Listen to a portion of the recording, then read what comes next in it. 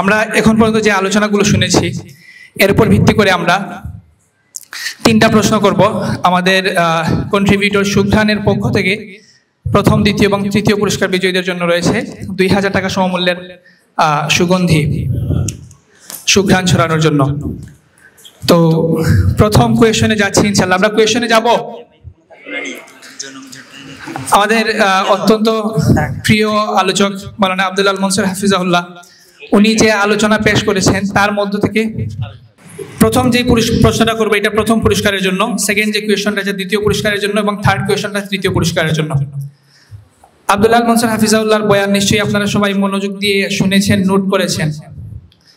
যে ভাই এর মধ্য থেকে ওনার বয়ানের মধ্য থেকে উনি না দেখে বলতে হবে, উনি বারাকা লাভের যেই বারাকা হারিয়ে যাওয়ার যেই 5টা কারণ বলে, কয়েকটা কারণ বলেছেন, এর মধ্যে 5টা কারণ যিনি দাঁড়িয়ে বলতে পারবেন প্রথমে উনি পুরস্কার পাবেন। জি ভাই আপনি, না আপনার পিছনে। আসসালামু আলাইকুম। 1 নাম্বার হচ্ছে এই গুনাহ, 2 নাম্বার হচ্ছে সুদের সাথে কানেক্টেড থাকা, আর 3 নাম্বার হচ্ছে মানে হারাম পন্থায় উপার্জন করা, আর 4 নাম্বার হচ্ছে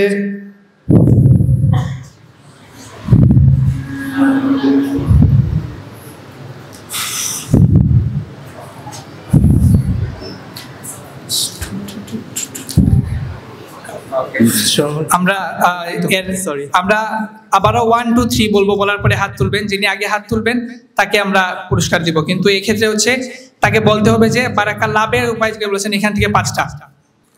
ওই যে ওইখানে একজন ভাই, ওই যে হ্যাঁ ওই যে এখানে।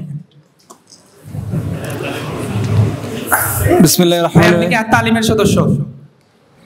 ক্যান্সেল। আচ্ছা সিস্টেম আমি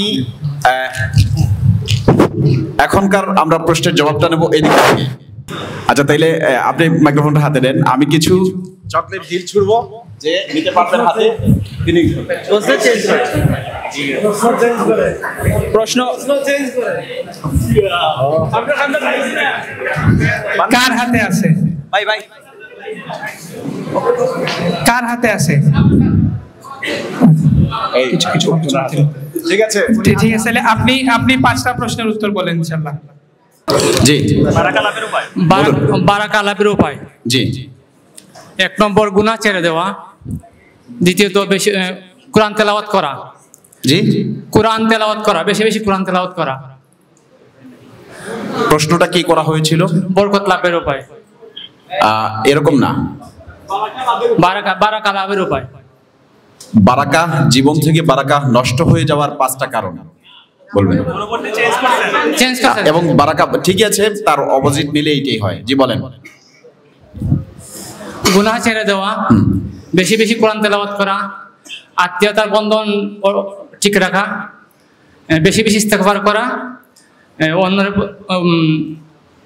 অন্যের প্রতি নামাজের আদেশ দেওয়া, অন্যকে নামাজের আদেশ দেওয়া, সালাতের আদেশ দেওয়া। আচ্ছা ধারাবাহিক হয় নাই, তবে আমরা ধরে নিচ্ছি উত্তরটি সঠিক হয়েছে, যেহেতু এলোমেলো হলেও 5টি কারণ তিনি বলতে পেরেছেন। আমরা তাকে নির্বাচিত করে নিচ্ছি পুরস্কারের জন্য। দ্বিতীয় প্রশ্নটি হচ্ছে, যিনি পারবেন হাত তোলা দেবেন, হাত ওঠাবেন। আমরা এখান থেকে যাকে দেখব প্রথম হাত উঠিয়েছেন আমরা তাকেই নেব ইনশাআল্লাহ। দ্বিতীয় প্রশ্নটি হচ্ছে, সবচেয়ে বড় জুলুম কি? এই ভাইয়া আপনি দাঁড়ান। আপনাদেরকে বলি নাই তো আমরা যে উত্তর দেওয়ার জন্য, আমরা বলেছি যে প্রশ্ন আপনি উত্তর পারলে হাত ওঠাবেন। আসসালামু আলাইকুম। শিরিক। আপনি থাকেন, আপনি এখানে থাকেন। শিরিক হচ্ছে সবচেয়ে বড় জুলুম। মাশাআল্লাহ, আপনি চমৎকার উত্তর বলেছেন এবং আপনি পাচ্ছেন সুঘ্রাণের পক্ষ থেকে চমৎকার পুরস্কার ইনশাআল্লাহ। আমরা পরবর্তী পুরস্কার আপনাদের কাছে পৌঁছে দেবো ইনশাআল্লাহ, ডাকবো আপনাদেরকে। আমাদের আলোচনায় এসেছিল যে ব্যক্তির সামনে রাসূল সাল্লাল্লাহু আলাইহি ওয়াসাল্লামের নাম উচ্চারণ করা হলো অথচ সে তার সাথে দরুদ পড়লো না, তার জন্য কিসের ভয় দেখানো হয়েছে? ছোট্ট ভাই দাও। জি, মাইক্রোফোনটা তার কাছে। যে রাসূলের নাম শুনে তার ওনার উপর দুরূদ পড়লো না, আল্লাহ রাসূল সাল্লাল্লাহু আলাইহি ওয়াসাল্লাম বলেন কিয়ামতের দিন আল্লাহ রাসূল সাল্লাল্লাহু আলাইহি ওয়াসাল্লাম বলেছেন তার উপর লানত, আল্লাহ লানত।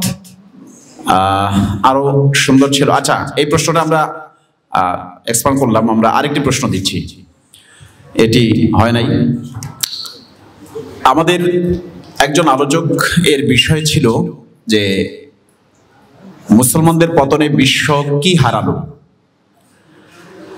তিনি এর আরেকটি প্রতিনাম বলেছিলেন, সেই নামটা বলতে পারবে কে প্রথম হাত তুলেছেন? এদিকে জি, আপনি দাঁড়ান। আচ্ছা, মাশাআল্লাহ, উত্তরটি সঠিক হয়েছে। আমরা তাকে তৃতীয় বিজয়ী হিসেবে ধরে নিয়েছি। জাযাকুমুল্লাহ আহসানাল জাযা। এখানেই শেষ হলো আমাদের কুইজ পর্বটি। আপনাদেরকে পরবর্তীতে পুরস্কার পৌঁছে দেবো মঞ্চে নিয়ে এসে ইনশাআল্লাহ।